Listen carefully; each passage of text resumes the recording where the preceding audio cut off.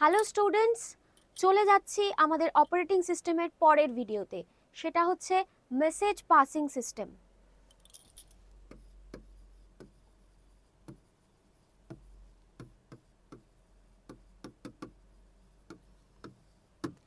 Message passing সিস্টেমে আমরা আগে দেখেছি যে একটা মেসেজ কোথাও স্টোর থাকে এবং সেই মেসেজটা দুটো প্রসেসের ভেতর কমিউনিকেট হয় থ্রু আ লিঙ্ক। মানে কি, প্রসেস এ, প্রসেস বি। ধরা যাক একটা এম মেসেজ রয়েছে, সেই মেসেজটা এ আর বি দুটো প্রসেস কমিউনিকেট করতে চাইছে বা শেয়ার করতে চাইছে, বা সেটা মেসেজ বা ইনফরমেশন যাই হোক না কেন। তাহলে প্রসেস এ কি করবে? সেন্ড করবে সেই মেসেজটাকে বা ইনফরমেশনটাকে টু দ্য কার্নেল। ঠিক আছে, কার্নেল কি করবে? আবার সেই মেসেজটাকে পাঠিয়ে দেবে প্রসেস বি কে। মানে কি, প্রসেস বি রিসিভ করলো, প্রসেস এ সেন্ড করলো আর প্রসেস বি রিসিভ করলো। তার মানে কি, আমরা দেখতে পাচ্ছি যে এখানে মেসেজটা যা বা ইনফরমেশনটা যা শেয়ার হচ্ছে সেটা হচ্ছে থ্রু আ কমিউনিকেশন লিংক, একটা লিংক দিয়ে হচ্ছে। ঠিক আছে, এটাই হচ্ছে মেসেজ পাসিং সিস্টেমের ফান্ডা। এবার এই যে লিংকটা তৈরি হচ্ছে, এই লিংকটা কত রকমের হতে পারে? একটা হচ্ছে ডিরেক্ট অ্যান্ড ইনডিরেক্ট কমিউনিকেশন।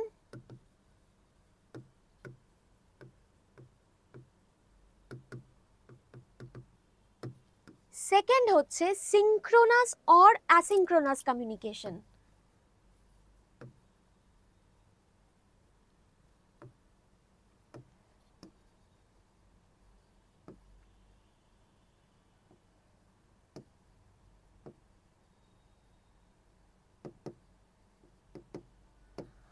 আর হচ্ছে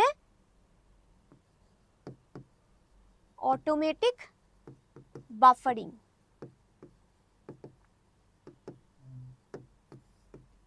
ঠিক আছে, এবার আমরা দেখে নেব এই যে লিংক করতে গিয়ে কি কি ইস্যুস তৈরি হচ্ছে এই মেসেজ পাসিং সিস্টেমে।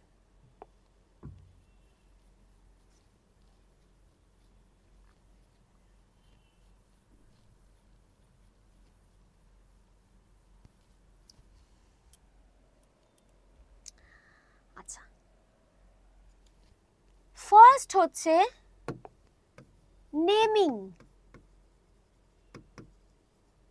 নেমিং কথাটাতে বুঝতে পারছি যে এখানে নেম দেওয়া হচ্ছে, মানে রেফার করা হচ্ছে, মানে যে দুটো প্রসেস নিজেদের ভেতরে লিংক তৈরি করলো এবং কমিউনিকেট করার চেষ্টা করছে, সেই দুটো প্রসেস কি করবে, মানে এমন হবে সিস্টেমটা যাতে দুটো প্রসেসকে রেফার করতে পারে, সেই জিনিসটা হচ্ছে নেমিং। কি হচ্ছে এখানে, যখন ডিরেক্ট কমিউনিকেশন হচ্ছে তখন কি হচ্ছে, সেন্ড, ধরা যাক পি মেসেজ। তার মানে কি হচ্ছে, সেন্ডার মেসেজটা কাকে সেন্ড করছে? পি প্রসেসকে সেন্ড করছে। আর রিসিভ কিউ কমা মেসেজ, তার মানে কি, রিসিভার মেসেজটা রিসিভ করছে, মানে কিউ প্রসেস মেসেজটাকে রিসিভ করছে। ঠিক আছে, এখানে কি হচ্ছে, সেন্ডার মেসেজটাকে সেন্ড করছে পিতে, আর এখানে কি হচ্ছে, কিউ প্রসেস মেসেজটাকে রিসিভ করছে। ঠিক আছে, এটা হচ্ছে যখন এই যে অ্যাড্রেসিংটা তখন সিমেট্রি হচ্ছে, সিমেট্রিক্যাল অ্যাড্রেসিং।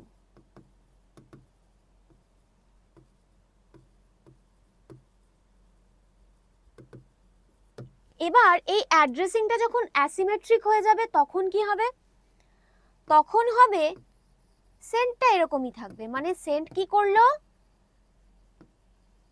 পি কে একটা মেসেজ পাঠালো, সেন্ড পি প্রসেসকে একটা মেসেজ পাঠালো। এবার রিসিভ আইডি কমা মেসেজ,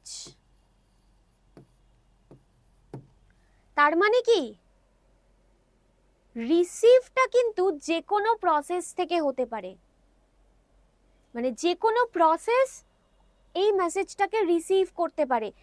এক্ষেত্রে যখন আমি আইডি মেনশন করে দিচ্ছি তার মানে এমন নয় যে কিউ প্রসেসই অনলি এই মেসেজটাকে রিসিভ করবে, এখানে কিন্তু যে কোনো প্রসেস এই মেসেজটাকে রিসিভ করতে পারবে, শুধু সেই প্রসেসের আইডিটা এখানে মেনশন করে দিতে হবে, রাইট?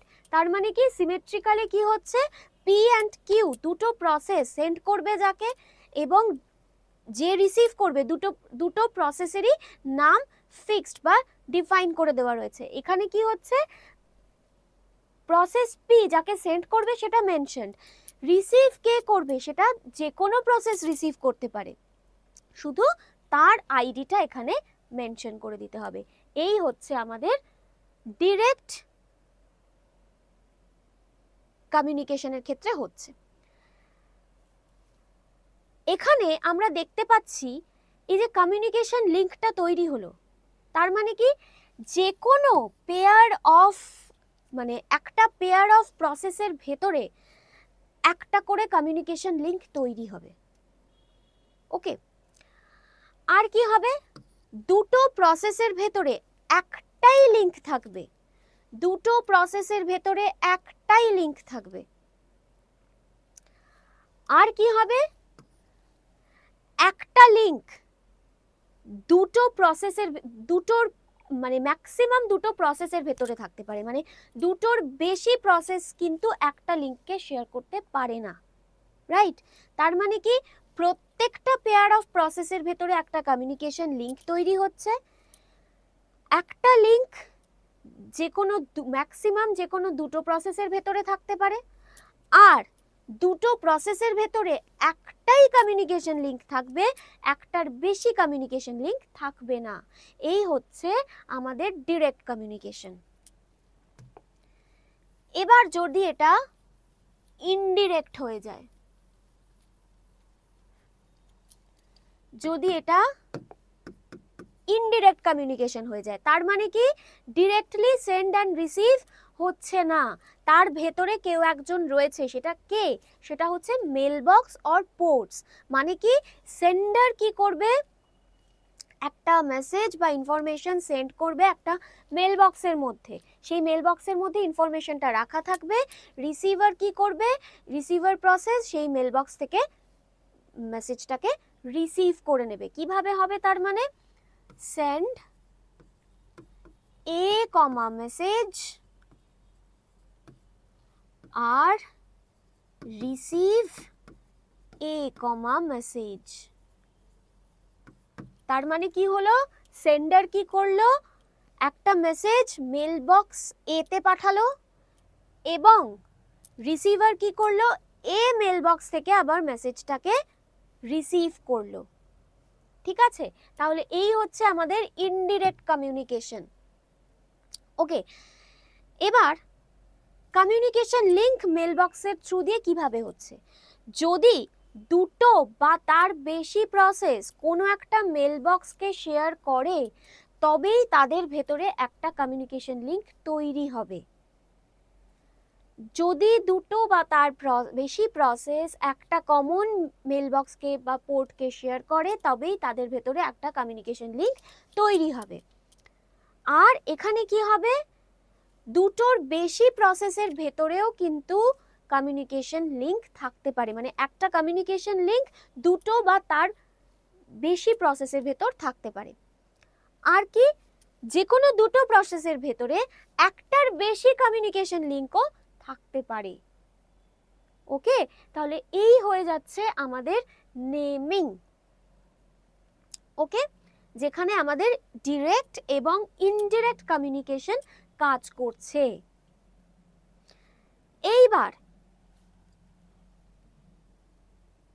এইবার আমরা কি করব, সেকেন্ড ইস্যুজে চলে যাব। সেকেন্ড ইস্যুজ মানে কি হচ্ছে,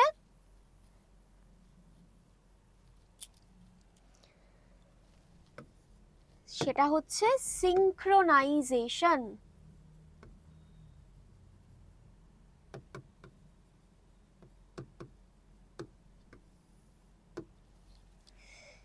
সিনক্রোনাইজেশনে সিস্টেমের যে ডিজাইনটা বা এই যে সেন্ডিং রিসিভিং যেটা হচ্ছে সেটা কত রকমের হতে পারে, সেটা দু রকমের হতে পারে। একটা হচ্ছে সিনক্রোনাস আর একটা হচ্ছে অ্যাসিনক্রোনাস। সিনক্রোনাস কি হবে, ব্লকিং,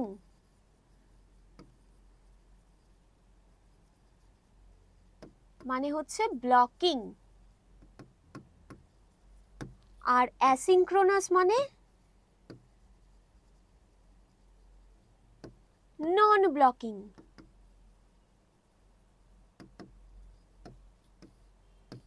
মানে ব্লকিং মানে হচ্ছে কোনো একটা প্রসেসকে ব্লক করে দেওয়া যতক্ষণ না সেকেন্ড প্রসেসটা হচ্ছে। আর নন ব্লকিং মানে কি, নন ব্লকিং মানে হচ্ছে প্রসেসটা ব্লক হবে না, চলতে থাকবে। এই হচ্ছে ব্লকিং অ্যান্ড নন ব্লকিং। তাহলে এখানে আমরা দেখে নিই কি কি হচ্ছে। ফার্স্ট হচ্ছে blocking send, blocking send.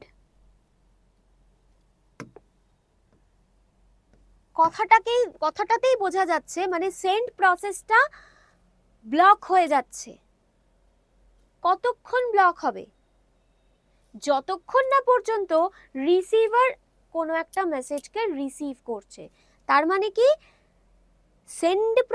Send প্রসেসটা ব্লক হয়ে যাচ্ছে যতক্ষণ না পর্যন্ত রিসিভার কোনো কিছুকে রিসিভ করছে। ওকে, সেকেন্ড নন ব্লকিং সেন্ড।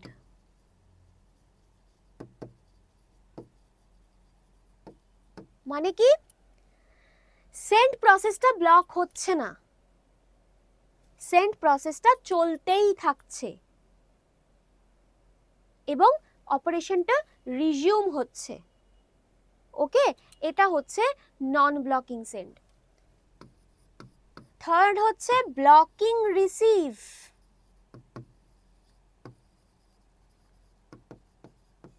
মানে কি, রিসিভ প্রসেসটা ব্লক হয়ে যাচ্ছে কতক্ষণ পর্যন্ত, যতক্ষণ না সেন্ডার কোনো কিছুকে সেন্ড করছে ততক্ষণ পর্যন্ত রিসিভার প্রসেসটা কিন্তু ব্লক থাকছে, মানে বন্ধ থাকছে। আর কি হবে, ফোর্থ নন ব্লকিং রিসিভ।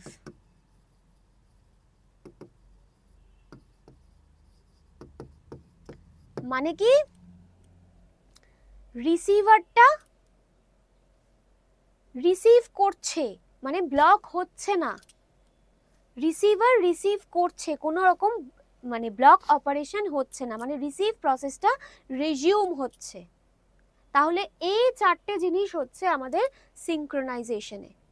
ওকে, আচ্ছা, তাহলে হয়ে গেল direct and indirect communication, synchronous and asynchronous communication. বাকি রয়ে গেল আরেকটা জিনিস, দ্যাট ইজ বাফারিং।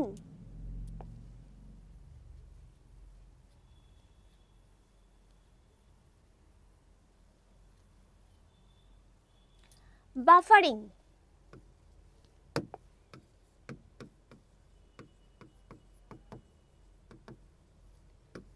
বাফারিং কথাটাতেই বোঝা যাচ্ছে একটা বাফার থাকছে।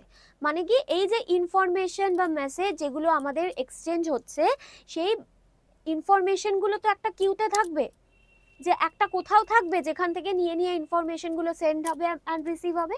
সেইটা হচ্ছে আমাদের বাফার, যার ভেতরে আমাদের কি থাকছে, ইনফরমেশনগুলো স্টোর থাকছে একটা কিউ এর মতন করে। ঠিক আছে, এবার এই বাফার কত রকমের হয়। এক হচ্ছে জিরো ক্যাপাসিটি,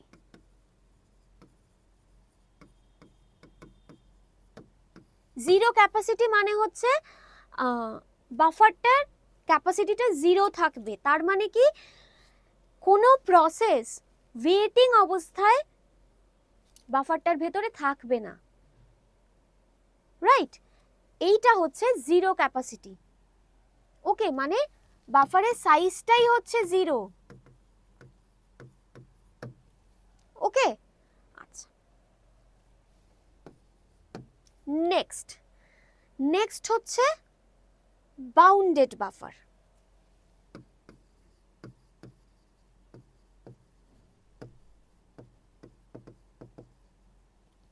বাউন্ডেড বাফার মানে কি? বাউন্ডেড বাফার মানে হচ্ছে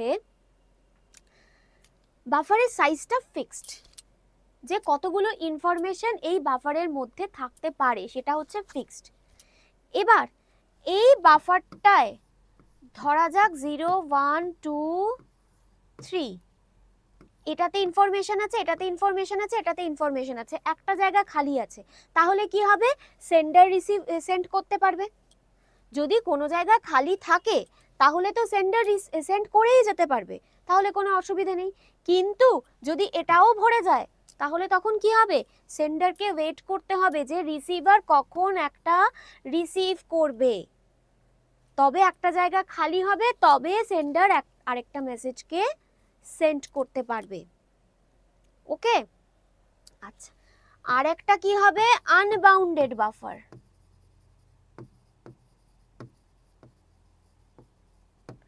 আনবাউন্ডেড বাফার মানে হচ্ছে কি লিমিটেড, কোনো লিমিট নেই, তার সাইজটা আনলিমিটেড। তার মানে কি সেন্ডার যত খুশি সেন্ড করেই যাও, কোনো অসুবিধে নেই। রিসিভারকে কখনো ওয়েট করতে হতে পারে, কেন? যদি পুরো বাফারটা খালি থাকে, বাফারটাতে কিছু নেই, তাহলে রিসিভার কি রিসিভ করবে? যতক্ষণ না পর্যন্ত সেন্ডার একটা কিছু সেন্ড করছে ততক্ষণ ওকে ওয়েট করতে হবে। সেন্ডার যেই কিছু একটা সেন্ড করলো ও সঙ্গে সঙ্গে সেটা রিসিভ করে নিল। তাহলে এই হচ্ছে আমাদের বাফারিং। অ্যান্ড ওভারঅল এই সিনক্রোনাইজেশন, নেমিং, বাফারিং সব মিলে হচ্ছে আমাদের এই মেসেজ পাসিং সিস্টেম। আজ এতটা অবধি থাক।